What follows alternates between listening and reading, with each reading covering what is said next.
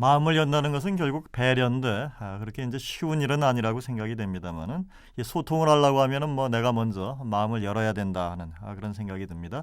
경영과 경제에 관한 읽어볼 만한 책을 소개해드리는 시간입니다.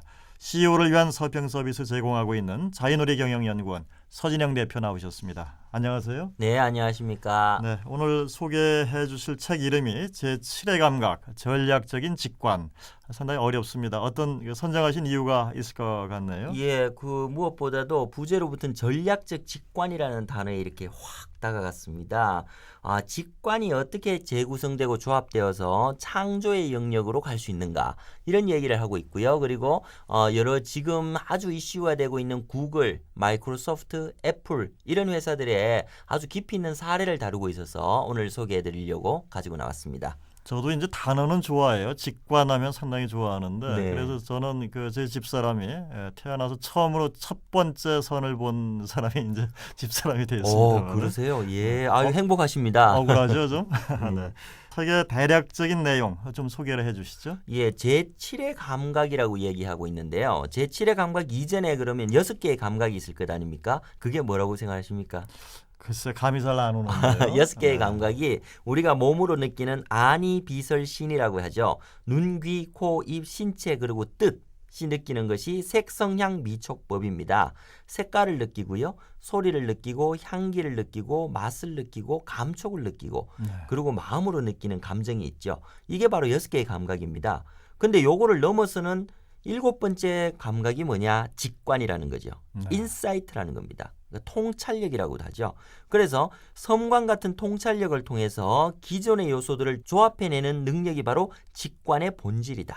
그럼 이것을 바로 뭐라 그러냐? 저자는 전략적 직관이라고 이야기를 하고 있는 거죠. 그래서 이 전략적 직관이 모든 인간이 비약적인 성과를 달성할 수 있도록 돕는다. 이것이 우리 이 책의 주제가 되겠습니다. 이 저자도 좀 짧게 좀 소개를 해주시죠. 예, 그 저자는 윌리엄 더건이라는 컬럼비아 경영대학원의 경영학 부교수입니다. 그래서 20년 동안 전략 자문가와 컨설턴트로 활동을 해왔기 때문에 10년 동안의 전략적 직관에 대한 연구를 바탕으로 해서 이 책을 썼다라고 이야기를 합니다.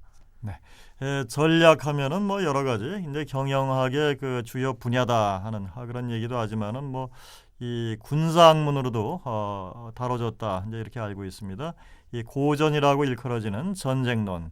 이 전쟁론의 저자 클라우제비츠가 이제 그 전략에 대해서는 어떻게 이야기를 하고 있습니까? 예, 어떻게 보면은 서양에서 나오는 그 전략의 고전이 전쟁론입니다. 근데 이 전쟁론을 논의하는 클라우제비츠가 가장 집중적으로 연구한 사람이 바로 나폴레옹입니다. 네. 나폴레옹은 어떻게 전략을 만들었을까를 분석하다 보니까 나폴레옹은 섬광 같은 통찰력으로 전략을 세웠다라고 이야기를 해요.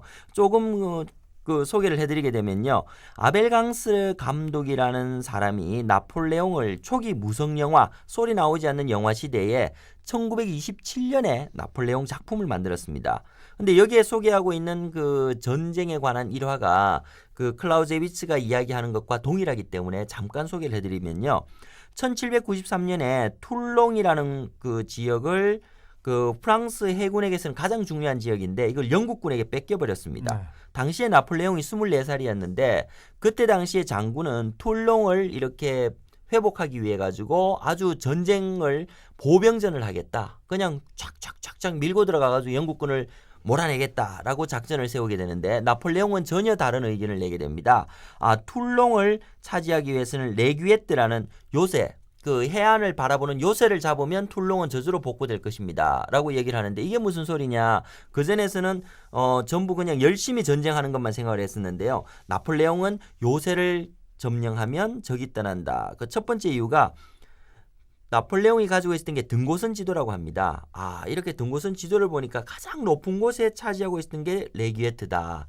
요 높은 곳에다가 두 번째 경량포, 가벼운 포를 가지고서 높은 곳으로 올라가서 해안을 바라보게 되면 영국군이 보급을 받지 못하게 되죠. 그러니까 보급선이 끊어지기 때문에 영국군이 고립될 거다.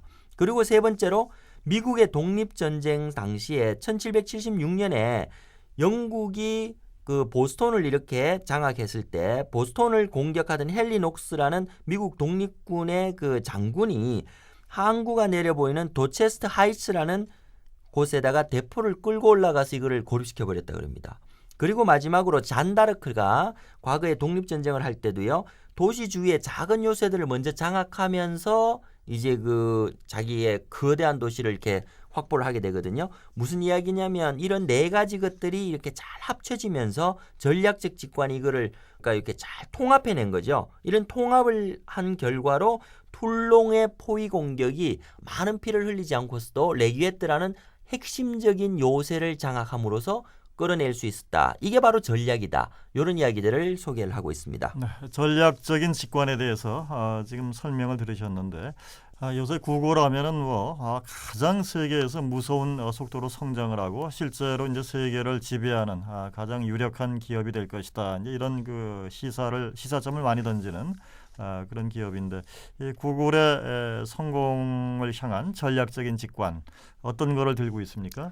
구글이 참 재미있는 회사입니다. 구글은 인터넷 검색을 이용해서 돈을 버는 회사인데요. 지금도 구글 홈페이지에 들어가 보시면 아시겠지만 대부분의 인터넷 회사는 자기의 홈페이지에 기업체의 광고를 띄움으로써 돈을 벌고 있습니다. 근데 구글의 첫 화면에는 광고가 없어요. 그리고 역으로 이야기하면은 구글은 자기 화면에서 빨리 사람들을 몰아내므로써 다른 사이트로 이동시킴으로써 돈을 버는 회사입니다. 어떻게 이런 생각을 하게 됐을까? 구글의 창업자인 세르게이 브린하고 레리 페이지 이 두 명은 스탠포드 대학의 라지아 모토와니 교수의 학생이었습니다. 네. 근데 이 모토와니 교수님의 전공 분야가 데이터 마이닝이거든요. 데이터 마이닝이라 그러면은 어떤 것이냐면 고객들이 상점에서 어떻게 행동하는지 그런 정보를 잘 수집한 다음에 수학적으로 알고리즘을 만들어서 처리해내는 거죠. 그러니까 시장을 잘 이해하는 경영학 이론이 바로 데이터 마이닝입니다. 근데 이 브린하고 레리 페이지가 굉장히 우수한 학생이었는데 그러다 보니까 모토와니가 이 둘을 데리고 디지털 도서관 프로젝트를 하게 됩니다. 근데 디지털 도서관 프로젝트를 하다 보니까 발견을 하게 된 겁니다. 뭐냐면 그 인용되는 횟수가 높을수록 좋은 논문이라는 거죠. 그러면 역으로 인용을 많이 됐던 논문들을 뽑으면 굉장히 중요한 사이트가 되지 않습니까? 그래서 구글에서는 영링크를 검색한 다음에 학술 논문의 인용문이 많은 논문이 중요하다고 생각되듯이 링크들의 순위를 개발하는 프로그램을 개발해버린 겁니다. 이렇게 역으로 접근하는 방법에서 첫 번째 그 결합이 일어나고요. 두 번째는 요런 그 우리가 개발한 기술을 직접적으로서 사업을 할 수 있도록 선 마이크로 시스템의 공동 창업자였던 앤디 벡톨샤임을 만납니다. 근데 이 벡톨샤임이 무려 그들에게 10만 달러 수표를 그냥 그 자리에서 써주게 되거든요. 그러면서 이제 그 알타비스타와 학술 논문의 인용법, 데이터 마이닝 이런 것들을 자신들이 전혀 발명하지 않았습니다만은 이 기술을 바탕으로 해서 역으로 구글의 그 멋진 홈페이지를 만들어내게 되는 거죠. 이런 것들이 바로 이제 통합의 힘이라고 볼 수 있겠습니다. 구글하면은 일단은 그 개방성을 들고 있습니다. 그 개방성이 결국은 이용자들이 자유롭게 던지는 유튜브 영상도 그렇고요. 그러다 갖고 광고를 갖다가 다시 창출을 하는 그런 여러 가지 이제 지금 그 성공 신화를 써가고 있다 이제 이렇게 보여집니다만은. 요새 아이폰, 아이패드로 이제 화제를 다시 불러일으키고 있는 애플의 CEO죠. 스티브 잡스의 그 전략적인 직관. 상당히 주목할 만할 것 같은데요. 어떻습니까? 네, 그 전략적 직관의 특징이 딱 그 한순간 인사이트의 순간에서 캐치해내는 건데요.